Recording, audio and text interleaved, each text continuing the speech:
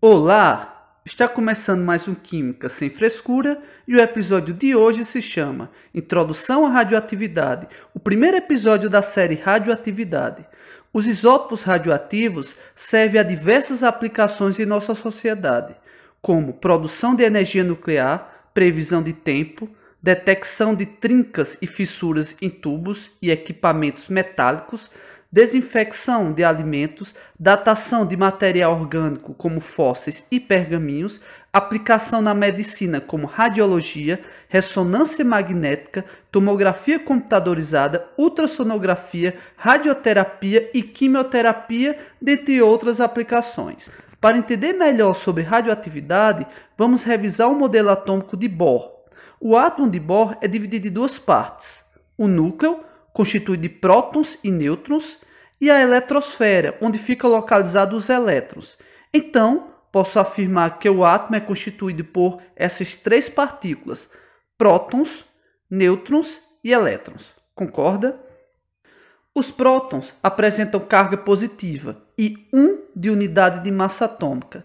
Ele é uma partícula importante, porque determina a identidade do elemento, ou seja, você pode encontrar um elemento com diferentes números de nêutrons, formando isótopos. Você pode encontrar com diferentes números de elétrons, formando íons, mas não pode encontrar com diferentes números de prótons. Assim sendo, todo carbono tem 6 prótons, todo nitrogênio tem 7 prótons, todo oxigênio tem 8 prótons e assim por diante.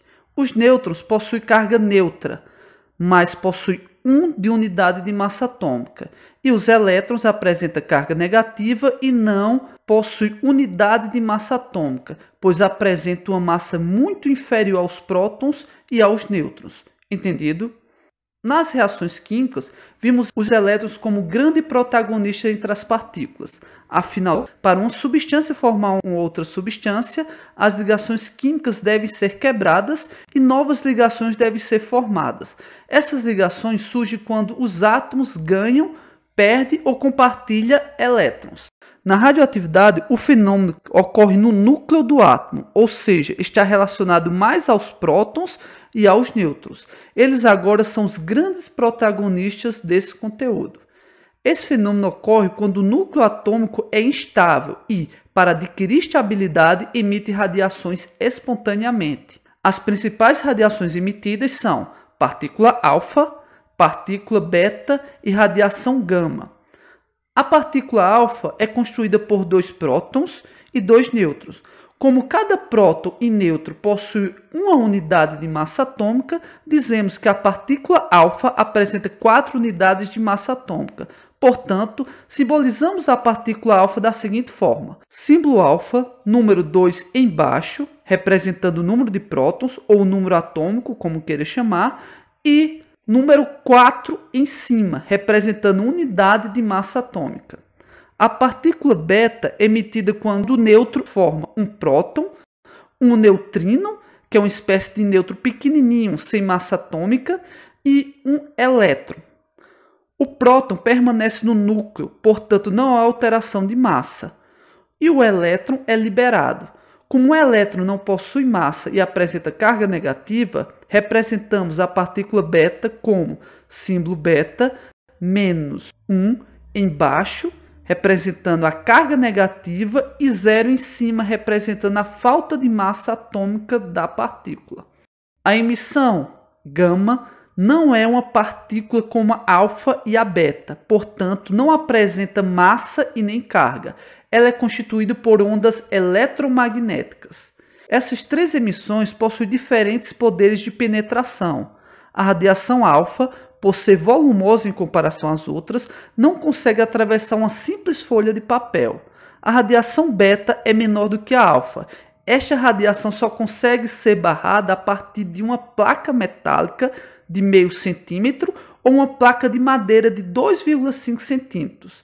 Já a radiação gama, por ser constituída apenas por emissão eletromagnética, tem um forte poder de penetração, podendo ser barrada no mínimo a partir de uma placa de chumbo de 5 centímetros. No nosso organismo, a radiação alfa pararia na nossa pele, a beta chegaria nos nossos músculos e a radiação gama chegaria nos nossos órgãos. conta desse poder de penetração, a radiação gama é uma das radiações mais perigosas. Em relação à velocidade, a emissão gama é a mais rápida, se propaga na velocidade da luz. Já a radiação alfa, por ser mais pesada, se propaga de forma mais lenta entre as três emissões, cerca de 10 vezes mais lento do que a gama. A partir da familiarização das três radiações, vamos focar nas leis de radioatividade, que representam as transformações sofridas por um núcleo estável de um átomo após emitir radiação alfa ou emitir radiação beta. A primeira lei foi proposta por Soldi e está relacionada com a emissão das partículas alfa. É representado da seguinte forma: o elemento de origem, representado por X, apresenta um valor de massa A e o número atômico Z, lembrando que o número atômico é igual ao número de prótons. Emite uma radiação alfa que apresenta 4 de massa e 2 de número atômico. Irá formar um elemento Y, que apresenta massa do elemento X menos 4, que perdeu na emissão da radiação alfa. Da mesma forma, o elemento Y irá apresentar um número atômico igual a do elemento X, menos 2, que perdeu na emissão da radiação alfa. Exemplo: o urânio, com massa 238 e número atômico de 92, emite uma radiação alfa. O elemento gerado vai apresentar 2 prótons a menos, ficando com o número atômico 90, e 4 de número de massa a menos, ficando com 234. O elemento que apresenta o número atômico igual a 90 é o tório. Portanto, o urânio 238 emite uma radiação alfa e forma o tório 234. Ok? Se você quiser conferir se está certo, é bem simples.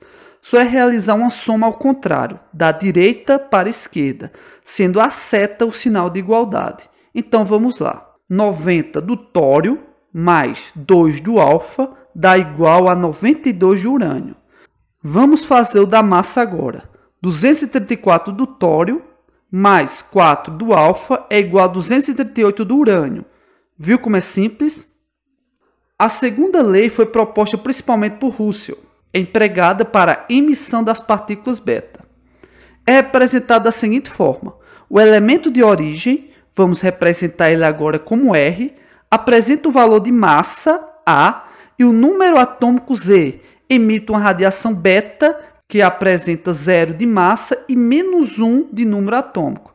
Irá formar um elemento T, que apresenta massa igual ao elemento R, pois não perdeu massa na emissão da radiação beta. Irá também apresentar um número atômico igual a Z, mais 1, que apresenta o ganho de próton quando o nêutron emite a radiação beta. Exemplo: o carbono com massa 14 e número atômico 6 emite uma radiação beta.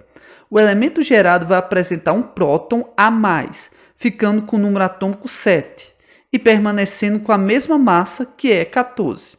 O elemento que apresenta o número atômico igual a 7 é o nitrogênio. Portanto, o carbono 14 emite uma radiação beta e forma o nitrogênio 14.